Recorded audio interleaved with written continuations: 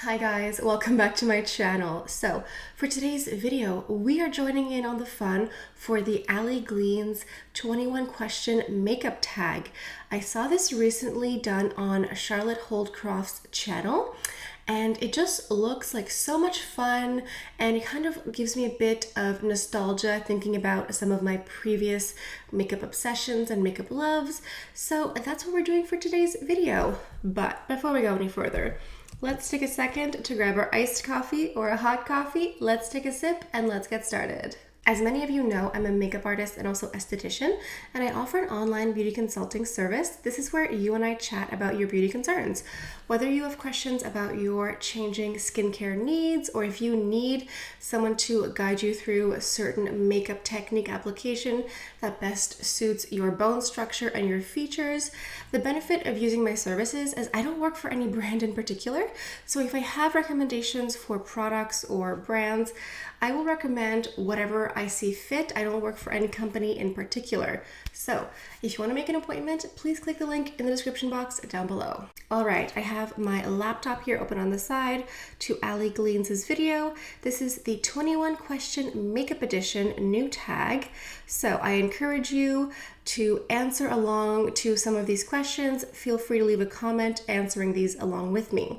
So what is the oldest makeup product in your collection? Easy. This is the Too Faced Naked Eye palette. It is well loved. It's not supposed to do that. There's supposed to be some sort of glue holding this here. But yeah, I have loved this so much. I haven't used this in a few years, but when I bought this, I want to say in the late 2000s, maybe 2009, 2010, whenever this came out, I wore this every single day, every day. This middle peachy shade, the satin sheets color, is honestly so pretty. I don't use it anymore, but it's this like beautiful champagne peach. I loved it. I loved it so much. I still hold on to it for nostalgia's sake, but I no longer use this. I don't think it's safe to use. It said it expired 12 months after opening, which was several years ago. Okay, so it says here on the back that this came out in 2011, so I guess that was 10 years ago. Okay. Second question, what is your most recent makeup purchase? That is easy. That is here on the side. This is from Dior. These are the new lip liners. I bought a couple shades and I also bought one of their new, I think this is the rechargeable lip balm. I am really excited to try these out. I hope they're super creamy and super buttery. And this lip balm here just looks really nice. It was definitely more of an impulse buy, but I will make sure to try these out and swatch these on my channel very shortly. Okay, so the third question is, what is the first makeup product you ever purchased? This was a CoverGirl eyeshadow palette. I think there was 4 colors. It was a little palette with like 4 little swatches of color. I think it was called like Woods or something. Let's see if the Google can help me. Okay. Google says it was called Country Woods. And I think I saw Emily Noel 83 recommend this. This would have been before 2011, maybe around 2009, something like that, maybe even earlier. I think I bought this when I was in high school the first time. So that would have been like 2005, 2006. And I absolutely loved this palette here. My favorite color was mink. You know, I would just use the sponge in the palette. I would go like this with the sponge and I would just swipe it and go. I didn't blend. I didn't have brushes. I would just take the sponge like this and that was it. Like there was no blending, there was no mascara, there was no eyeliner, there was no foundation, there was no eyebrows, there was absolutely nothing except for a swatch of eyeshadow on my eyelid. And I was like, I look good. And I think I probably bought at least 2 or 3 of these eyeshadows because I would mainly use mink and I think barely beige. I was kind of scared to go into the darker colors. That was before. And yeah, I would just buy this over and over again. Okay, so next question. What is a makeup trend you used to love but now hate? I don't know. I feel like when contour was the rave. Remember a few years ago when everyone was contouring? No one knew what contouring meant, but they were doing it or wanted it anyway. I was definitely late to the contour trend, but once I started doing it, I really liked it, and I think I started doing it over a summer, and I kind of just liked how it made me feel. Like, I don't actually know if it made that much of a difference in my makeup, but to me, I felt like it looked nice, so therefore I liked it. And I just stopped doing it at some point because it was just a lot of work to sculpt and then set some powder to kind of make the cheekbones pop a bit more. And I feel like now when it comes to complexion, I'm definitely more of like foundation, concealer, and blush, and that's it. I definitely skip the whole contouring. It's not really my jam anymore, so I think that would be it. Okay, and next up is, what is a makeup trend you used to hate but now love? So I think for me, it took me a while to get on the fluffy brow trend. I definitely used to have much thinner eyebrows. I plucked them a lot in the early 2000s. But now I really embrace the fuller, thicker brow. I don't even pluck them that much. I mean, I pluck them here so they don't like connect completely. But I think when the giant eyebrow trend first came out, I was pretty hesitant, and now I really enjoy it. Question 6. What is your favorite step in your makeup routine? I don't know. I mean, I really enjoy my brows only because my face without any eyebrows filled in versus my face with eyebrows set is very different. Like, for me, I feel like doing my eyebrows changes a lot. And I feel like on a very minimal no makeup day, I still do the exact same thing to my brows.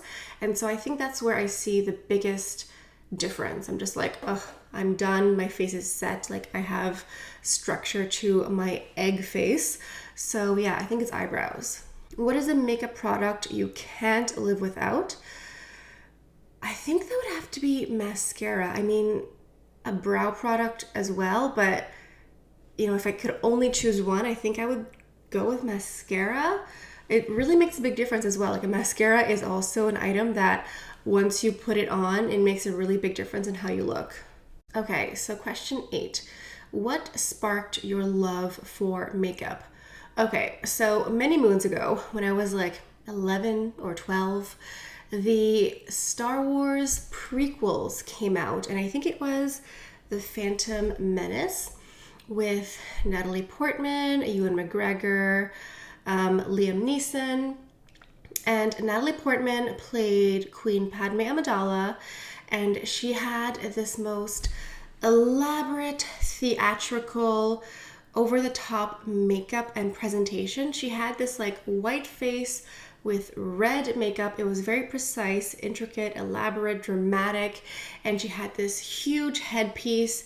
It was so theatrical and just magnificent, and it just dawned on me, like when I was sitting in the theater, I was like, you can do that with makeup? Like, you can be that theatrical and that dramatic with makeup.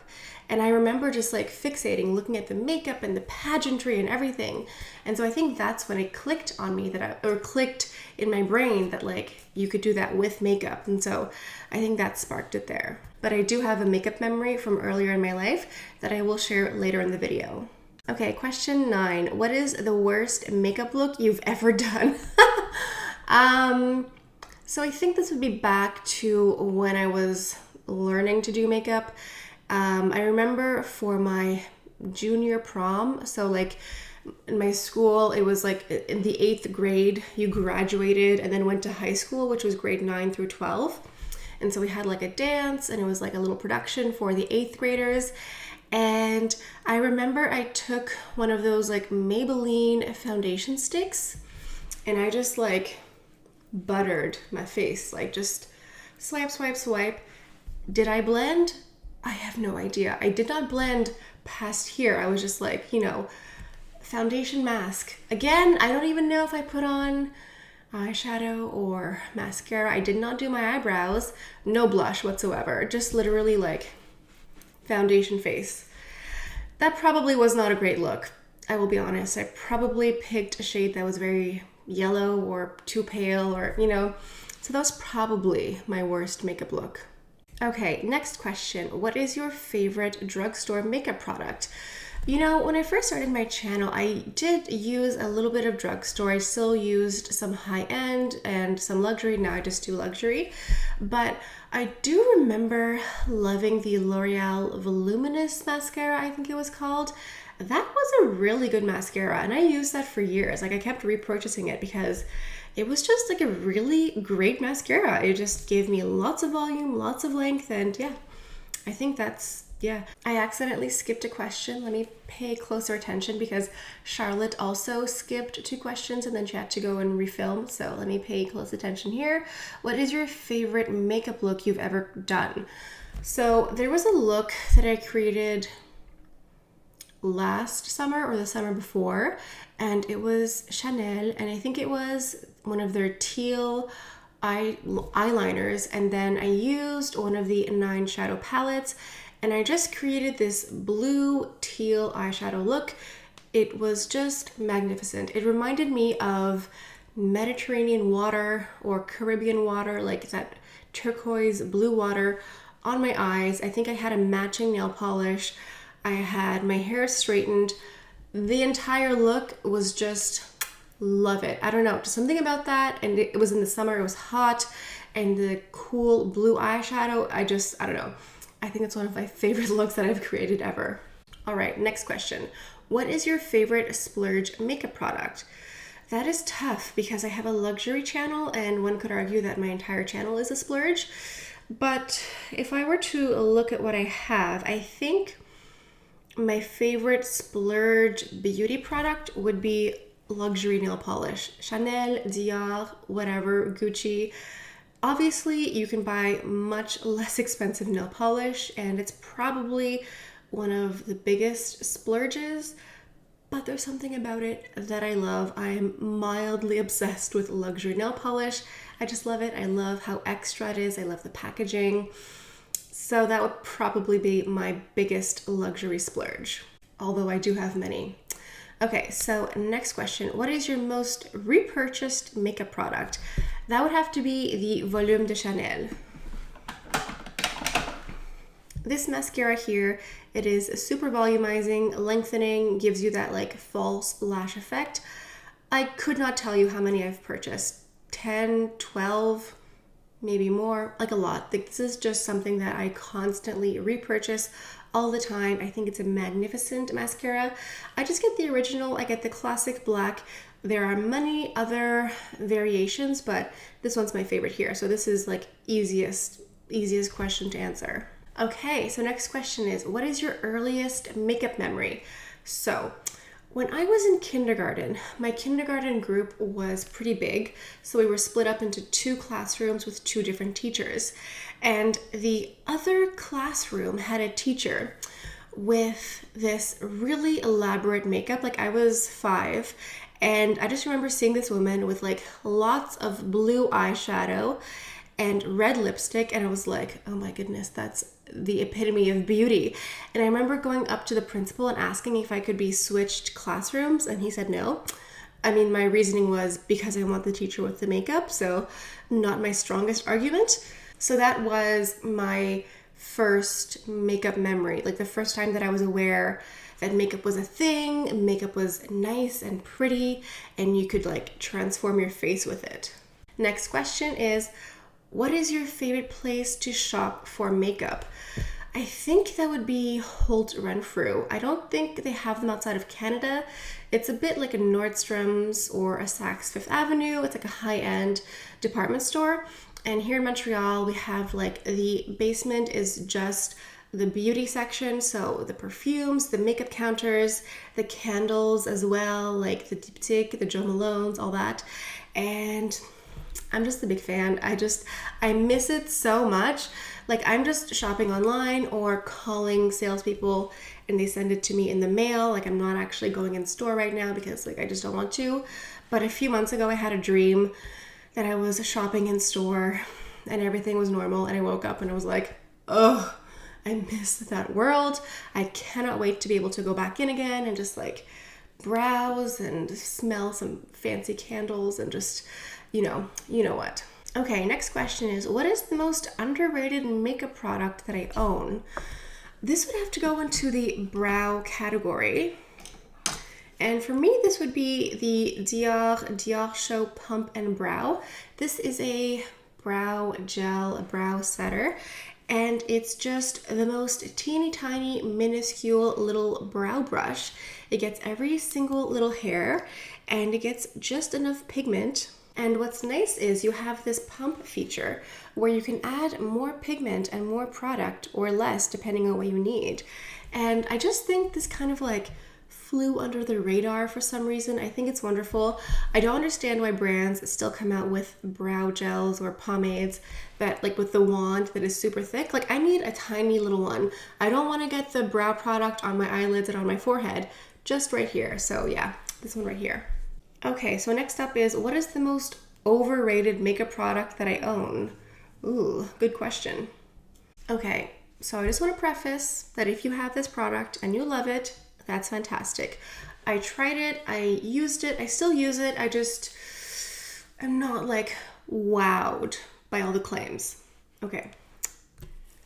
The Sisley Double Tenseur Instant and Long-Term Tightening Lifting Primer.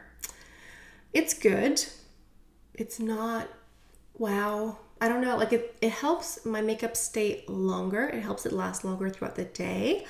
But I personally did not see it like lift and pull my face and neck into oblivion, which is kind of what I expected, especially for the price. I don't remember how much I paid for it, but like probably a lot. So I think this would be it. But also, as a makeup fanatic, I am kind of happy that I have it, because I think for me it was just like a matter of time before I bought it, but not as like wow as I expected. Okay, moving on to a question that is a little bit less polemical. What is a discontinued makeup product you wish would come back? This would be a nail polish, as mentioned earlier. This is the Chanel Nail Color 665 in Vibrato. This is the most vibrant cobalt blue nail polish. I have tried to find dupes for it. I have not found the perfect dupe yet. This was discontinued years ago and I did not get a backup, and I am just so sad about it. It's just such a wonderful color. I just thought it was such a perfect color. I still think it is a perfect color. I just can't really wear it anymore because there's really nothing left except for like super sticky glue-like nail polish. So I'm very sad. I'm still gonna keep the bottle. I'm not gonna throw it out, but yeah, I wish they would come out with this again, please. Okay, next question is, where do you go for makeup inspiration?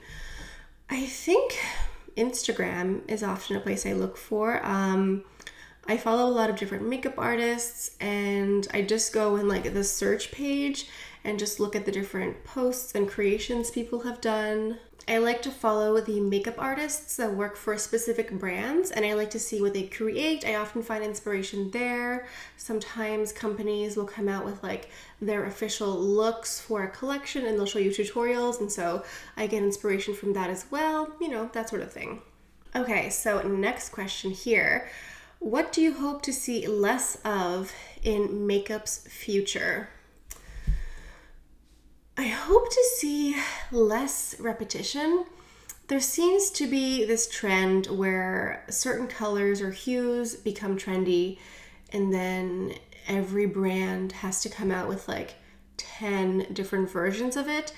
And sometimes you find something that you really love and you find one thing that's like a gem, but then you just get like a lot of releases and collections that kind of look the same. And maybe if you're not like heavy into the makeup world, you don't pick up on it as much. But I just feel very saturated with certain hues, certain color stories. I'm just like, guys, please stop copying each other. Someone try to break the mold, please. Especially because I'm talking about luxury brands here. And I think that there's been this trend recently where I feel like 10 years ago, maybe even less, you could definitely see a difference between like Instagram makeup and like everyday makeup. Instagram makeup was like the glitter cut crease and like heavy editing and like Photoshop, and then like the real normal makeup. And I feel as though luxury brands are trying to tap into the Instagram makeup market. And that's why we're seeing a lot of the color stories that are very popular and very trendy. That's my opinion. I hope to see less of that. I hope that luxury brands take more risks in different ways and different avenues. And I hope that they can like recognize that, I don't know, like maybe their clients are not looking for Instagram makeup and just like do their own thing, you know? And the last question here is, what do you hope to see more of in makeup's future?